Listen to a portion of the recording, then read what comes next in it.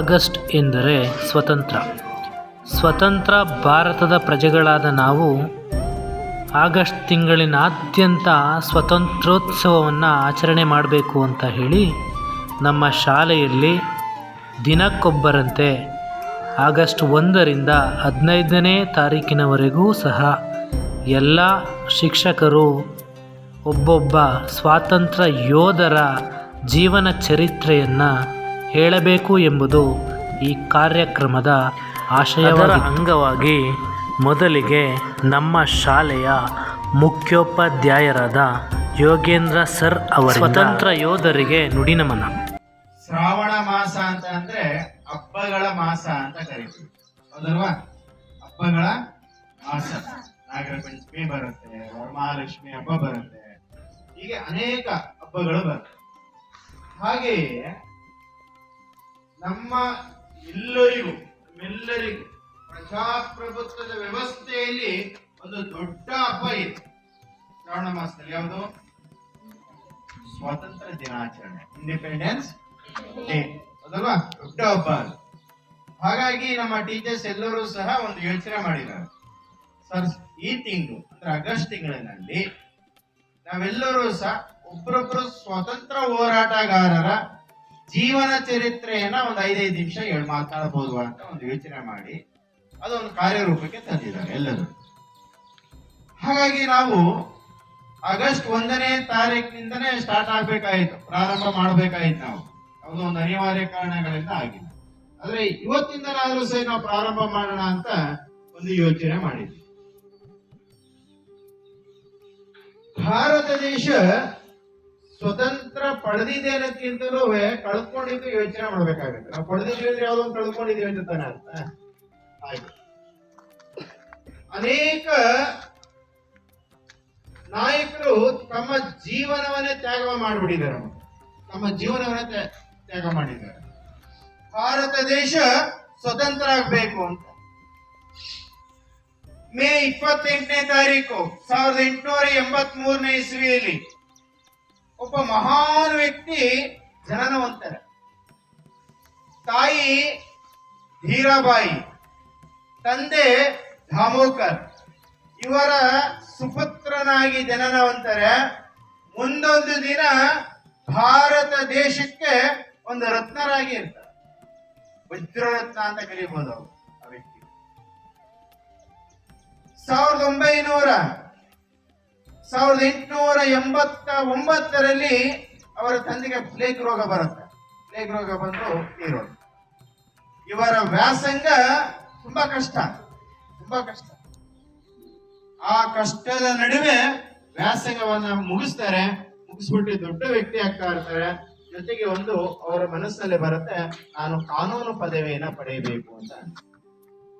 ಕಾನೂನು ಪದವಿಯನ್ನು ಪಡೆಯೋದಕ್ಕೆ ಇಂಗ್ಲೆಂಡ್ ಹೋಗ್ತಾರೆ. ಆಗ ಭಾರತ ದೇಶದಲ್ಲಿ ಕಾನೂನು ಪದ್ಧತಿ ಇರೋದಿಲ್ಲ, ಕಾನೂನು ಪದವಿ ಇರೋದಿಲ್ಲ. ಆಗ ಇಂಗ್ಲೆಂಡಲ್ಲೇ ಹೋಗಿ ಓದ್ಬೇಕು, ಅಲ್ಲಿ ಹೋಗಿ ಓದಕ್ಕೆ ಹೋಗ್ತಾರೆ. ಅಲ್ಲಿ ಭಾರತ ದೇಶದ ಸ್ವತಂತ್ರಕ್ಕೋಸ್ಕರ ಅನೇಕ ಕಾನೂನು ಪದವಿ ವಿದ್ಯಾರ್ಥಿಗಳೆಲ್ಲರೂ ಸಹ ಒಂದು ಸಂಘಟನೆ ಮಾಡ್ತಾರೆ. ಅದರಲ್ಲಿ ಮದನ್ಲಾಲ್ ಧಿಂಗ್ರಾ ಇರ್ತಾರೆ. 1857ನೇ ಪ್ರಥಮ ಸ್ವತಂತ್ರ ಸಂಗ್ರಾಮದ ಜೀವನ ಚರಿತ್ರೆಯನ್ನು ಅದು ಹೇಗಾಯಿತು ಅಂತ ಒಂದು ಆ ಇಂಗ್ಲೆಂಡ್ ಒಂದು ಸ್ಥಳದಲ್ಲಿ ಯೋಚನೆ ಮಾಡಿ ಎಲ್ಲರನ್ನೂ ಸಂಘಟನೆ ಮಾಡಿ ಅದಕ್ಕೆ ಸಂಬಂಧಿಸಿದಂತೆ ಹೇಳ್ತಾರೆ. ಮದನ್ ಲಾಲ್ ಧಿಂಗ್ರಾ ಬ್ರಿಟಿಷರ ವಿರುದ್ಧವಾಗಿ ನಿಂತ್ಕೊಳ್ತಾರೆ. ಬ್ರಿಟಿಷರು ಒಬ್ಬ ಅಧಿಕಾರಿಯನ್ನು ಅಲ್ಲೇ ಕೊಲೆ ಮಾಡ್ತಾರೆ. ಮದನ್ ಲಾಲ್ ಧಿಂಗ್ರಾ ಕೊಲೆ ಮಾಡಿದ್ಮೇಲೆ ಬ್ರಿಟಿಷ್ ಅಧಿಕಾರಿಗಳು ಏನ್ ಮಾಡ್ತಾರೆ, ಅವರನ್ನ ನೇಣುಗಂಬಕ್ಕೆ ಮರಣದಂಡನೆ ಶಿಕ್ಷೆಯನ್ನು ಕೊಡ್ತಾರೆ. ಇದಕ್ಕೆಲ್ಲ ಕಾರಣಕರ್ತರಾದಂತಹ ವಿನಾಯಕ ದಾಮೋಕರ್ ಸಾವರ್ಕರ್ ಎಂಬುವಂತ ವ್ಯಕ್ತಿಯನ್ನ ಜೈಲಿಗೆ ಅಟ್ಟಬೇಕು ಅಂತ ಬ್ರಿಟಿಷ್ ಅಧಿಕಾರಿಗಳು ಎಲ್ಲರೂ ಯೋಚನೆ ಮಾಡಿ ಅವ್ರನ್ನ ಅರೆಸ್ಟ್ ಮಾಡ್ತಾರೆ. ಯಾರು? ವಿನಾಯಕ ದಾಮೋದರ್ ಸಾವರ್ಕರ್. 1908ನೇ ಇಸ್ವಿಯಲ್ಲಿ ಆ ಘಟನೆ ನಡೆದ ನಂತರ ವಿನಾಯಕ ದಾಮೋದರ್ ಸಾವರ್ಕರನ್ನ ಇಂಗ್ಲೆಂಡ್ನಿಂದ ಭಾರತ ದೇಶಕ್ಕೆ ರವಾನೆ ಮಾಡಬೇಕು. ರವಾನೆ ಮಾಡ್ತಾ ಇರ್ಬೇಕಾದ್ರೆ ಹಡಗಿನ ಮೂಲಕ ಬರ್ತಾ ಇರ್ತಾರೆ. ಹಡಗಿನ ಮೂಲಕ ಬರ್ತಾ ಇರ್ಬೇಕಾದ್ರೆ ಫ್ರಾನ್ಸ್ ನಲ್ಲಿ ಒಂದು 10 ನಿಮಿಷ ನಿಲ್ಲಿಸ್ತಾರೆ. ಫ್ರಾನ್ಸ್ ನಲ್ಲಿ ನಿಲ್ಲಿಸ್ತಾರೆ ಹಡಗನ್ನ. ಫ್ರಾನ್ಸ್ ನಲ್ಲಿ ನಿಲ್ಲಿಸಿದಾಗ ವಿನಾಯಕ ದಾಮೋದರ್ ಸಾವರ್ಕರ್ ಆ ಹಡಗಿನಲ್ಲಿ ಶೌಚಾಲಯಕ್ಕೆ ಹೋಗ್ಬೇಕು ಅಂತ ಒಂದು ನಾಟಕವನ್ನ ಮಾಡ್ತಾರೆ. ಆ ಶೌಚಾಲಯದ ರೂಮಿನಲ್ಲಿ ಆ ಹಡಗಿನ ಕಿಟಕಿ ಗಾಜಿನಿಂದ ಕೂಡಿರ್ತದೆ. ಆ ಗಾಜನ್ನು ಒಡೆದು ಆ ಗಾಜಿನ ಮೂಲಕ ಆ ಕಿಟಕಿಯ ಮೂಲಕ ಹೊರಬಂದು ಸಮುದ್ರವನ್ನ ಈಜಿ ಫ್ರಾನ್ಸಿನ ನಗರಕ್ಕೆ ಬರ್ತಾರೆ. ಬ್ರಿಟಿಷರ್ ಗೊತ್ತಾಗುತ್ತೆ, ಓಹೋ ಇವ್ರು ಕದ್ದು ಓಡೋಗ್ತಿದ್ದಾನೆ ಅವನು ಅಂತ. ದಾಮೋದರ್ ಸಾವರ್ಕರ್ ಓಡೋಗ್ತಿದ್ದಾರೆ ಅಂತ ಗನ್ನಿನಿಂದ ಶೂಟ್ ಮಾಡ್ತಾರೆ. ಹಿಂದೆಯಿಂದ ಪೊಲೀಸರು ಅಟ್ಟಾಡ್ಸ್ಕೊಂಡ್ ಬರ್ತಾರೆ.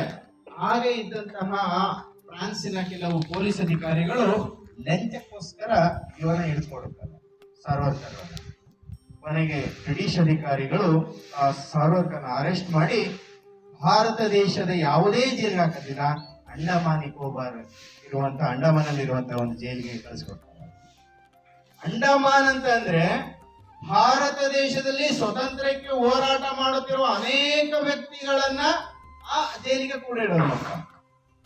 ಜೀವನದಲ್ಲಿ ಒಂದ್ಸರಿನಾದ್ರೂ ನೀವು ಅಂಡಮಾನ್ ಹತ್ರ ನೋಡ್ಕೊಬನ್ನಿ. ಜೈಲ್ಗೆ ಹೋಗ್ಬೇಡಿ, ಅಂಡಮಾನ್ ನೋಡ್ಕೊಬನ್ನಿ. ಆ ಅಂಡಮಾನ್ ಅಲ್ಲಿರುವಂತಹ ಜೈಲು 222 ರೂಮ್ಗಳಿದಾವೆ. ಆ 222 ರೂಮ್ಗಳು ಹೇಗೆ ಅಂತಂದ್ರೆ ಒಬ್ಬ ವ್ಯಕ್ತಿ ಮಾತ್ರ ಜೈಲಿಂದ ಬಾಗಿಲಿಂದ ಮುಂದೆ ಹೋಗ್ಬೋದು. ಇನ್ನು ಹೊರಗೆ ಒಬ್ಬ ವ್ಯಕ್ತಿ ಮಾತ್ರ ಕುಳಿತುಕೊಳ್ಳಕ್ಕೆ ಅವಕಾಶ ಮತ್ತು ಮಲಗಕ್ಕೆ ಅವಕಾಶ, ಅಷ್ಟು ಮಾತ್ರ ಜಾಗ ಇರುತ್ತೆ. ಕತ್ತಲಿಂದ ಕೂಡಿರ್ತದೆ. ಸಾವರ್ಕರನ್ನ ಅಂಡಮಾನ್ ಜೈಲಿಗೆ ಹಾಕ್ತಾರೆ. ಕರಿನೇರಳು ಅಂತ ಕರಿತೀವಿ ಅದನ್ನ. ಆ ಕರಿನೇರಳು ಪ್ರದೇಶವಾಗಿರ್ತದೆ. ಆ ಪ್ರದೇಶ ಅಲ್ಲಿರುವಂತ ಅನೇಕ ಸ್ವತಂತ್ರ ಹೋರಾಟಗಾರರನ್ನ ಜೈಲಿಗೆ ಇಡ್ತಾರೆ. ಸುಮ್ಮನೆ ಕೂರ್ಸಿರೋದಿಲ್ಲ ಅವ್ರನ್ನ. ಕಂಬಿ ಮೇಲೆ ಎಕ್ಸಾಂಪಲ್ ಇದೊಂದು ರೂಮ್ ಅಂತ ಅನ್ಕೊಂಡ್ರೆ ಗೋಡೆಗೆ ಸುತ್ತ ರೌಂಡ್ ಇರುವಂತ ಮೊಳೆಯನ್ನ ನೇತಾಗಿ ಕೈನಾಗ ಇಟ್ಬಿಡ್ತಾರೆ. ದಿನಗಟ್ಟಲೆ ಹಾಗೆ ನಿಂತ್ಕೋಬೇಕು. ಸಾವರ್ಕರ್ ಗಾಣದಿಂದ ಎಣ್ಣೆಯನ್ನು ತೆಗಿಬೇಕು. ಹಸುಗಳು ಸುತ್ತಿದ್ರು ಗಾಣತೆಗೆ ಎಣ್ಣೆ ತೆಗಿಬೇಕಾದ್ರೆ ಆ ತರ ದಿನಕ್ಕೆ 18 ಗಂಟೆ ಟೈಮ್ ಸುತ್ತಬೇಕು.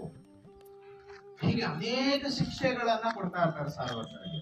1911ನೇ ಇಸ್ವಿಯಲ್ಲಿ ಜೀವಾವಧಿ ಶಿಕ್ಷೆಯನ್ನ ಕೊಡ್ತಾರೆ. ಜೀವಾವಧಿ ಶಿಕ್ಷೆ ಅಂದ್ರೆ 25 ವರ್ಷ ಅಂತ ಒಂದು ಜೀವಾವಧಿ ಶಿಕ್ಷೆ. ಆಗ ಬ್ರಿಟಿಷರ ಕಾನೂನು 2 ಜೀವಾವಧಿ ಶಿಕ್ಷೆ ಕೊಡ್ತಾರೆ. 50 ವರ್ಷ ಆಗುತ್ತೆ. ಆಗ ಬ್ರಿಟಿಷ್ ಒಬ್ಬ ಅಧಿಕಾರಿ ಹೇಳ್ತಾನೆ, ಸಾವರ್ಕರ್ ನಿನ್ನ ಜೀವ 50 ವರ್ಷದೊಳಗೆ ನೀನು ಸತ್ತ ಹೋಗ್ತೀಯಾ, ಯಾಕೆ ನೀನು ಕ್ಷಮಾದಾನವನ್ನ ಪತ್ರವನ್ನ ಕೊಡು, ನಿನ್ನ ಬ್ರಿಟಿಷ್ ಅಧಿಕಾರಿಗಳು ಬಿಟ್ಬಿಡ್ತಾರೆ ಅಂತ ಅಂತಾರೆ. ಸಾವರ್ಕರ್ ಹೇಳ್ತಾರೆ, ನಾನು ಯಾವುದೇ ಕಾರಣದಲ್ಲೂ ಕ್ಷಮಾದಾನವನ್ನ ಪತ್ರವನ್ನ ಕೊಡೋದಿಲ್ಲ. ನನ್ನನ್ನ ನೀವು 50 ವರ್ಷ ಗಂಟ ಜೀವಾವಧಿ ಶಿಕ್ಷೆ ಕೊಟ್ಟಿದ್ದೀರಿ, ನೀವು ಅಲ್ಲಿ ತನಕ ಇರ್ತೀರಾ ಅಂತ ಒಂದು ಯೋಚನೆ ಮಾಡಿ ಅಂತ ಹೇಳ್ತಾರೆ ಸಾವರ್ಕರ್. 1921ನೇ ಇಸ್ವಿಯಲ್ಲಿ ಅಂಡಮಾನ್ ಜೈಲಿನಿಂದ ಎರವಾಡ, ಭಾರತ ದೇಶದ ಎರವಾಡ ಜೈಲಿಗೆ ಕರ್ಕೊಂಡ್ಬರ್ತಾರೆ.